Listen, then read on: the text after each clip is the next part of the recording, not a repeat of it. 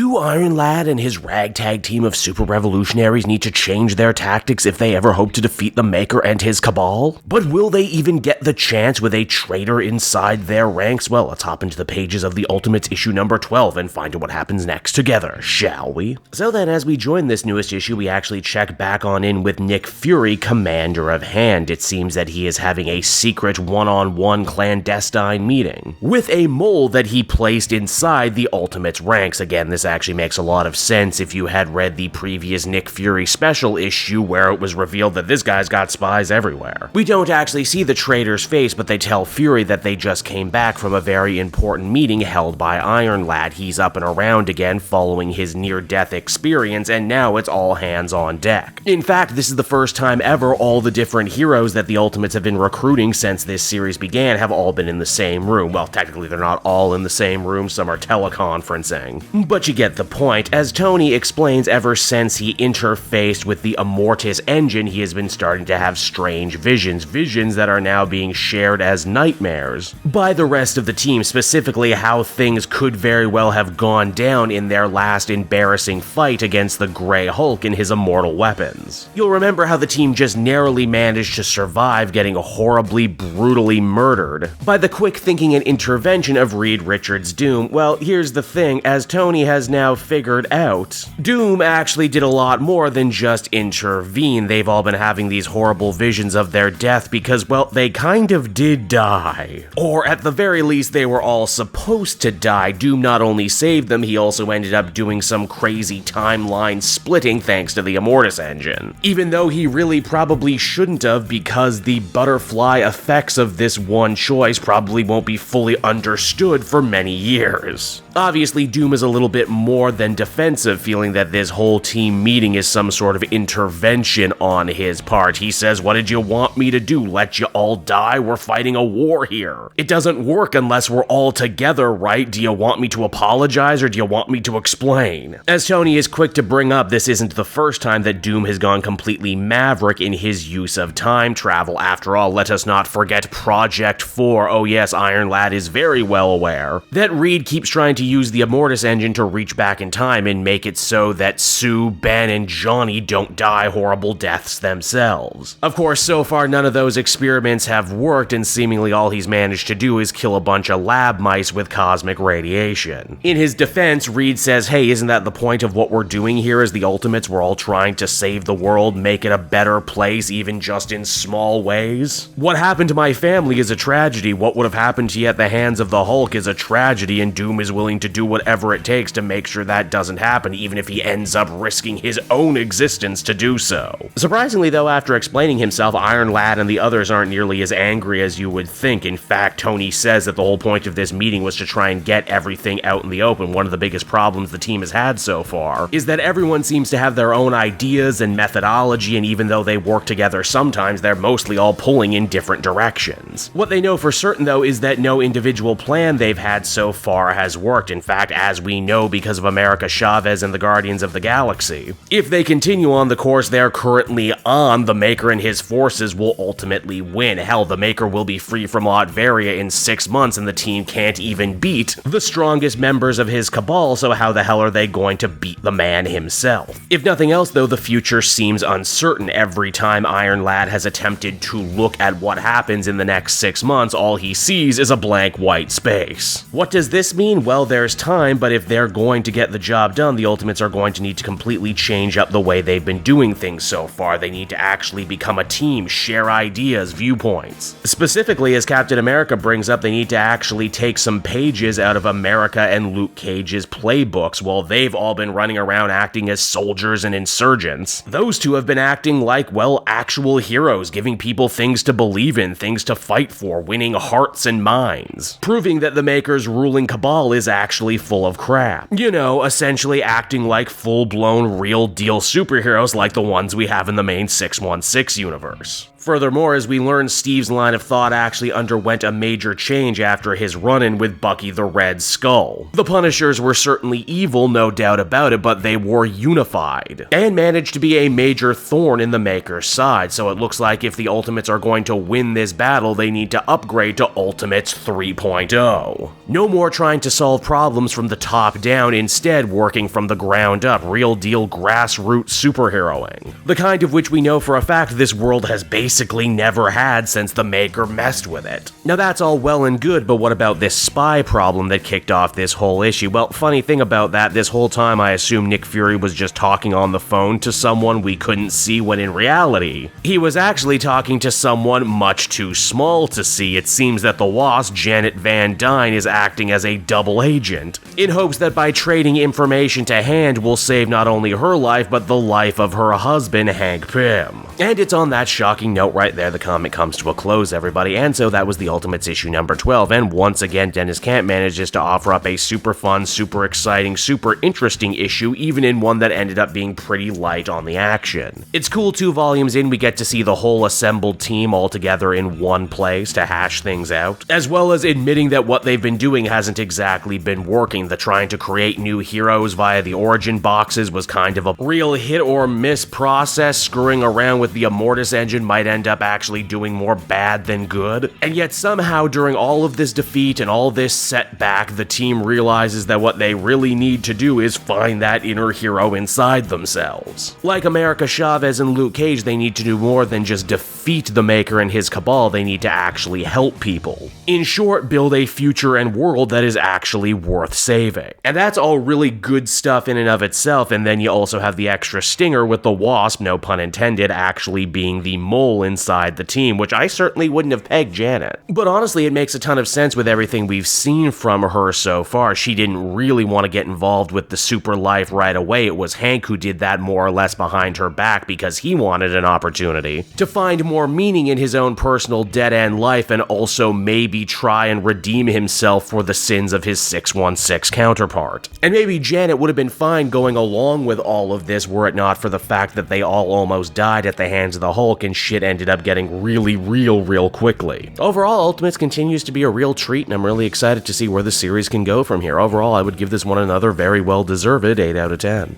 Hey there everyone, it's your old pal Cape Joel again, thanking you so much for watching to the end of the video. I hope you enjoyed it, and if you did, why not check out my Amazon link down in the description. Yes, that's right, the Cape Joel channel officially has its own Amazon storefront now. You can pick up a comic or anything else for that matter, and if you did, you'd really be helping me in the channel. So with that out of the way everyone, I will see you again next time. Bye-bye.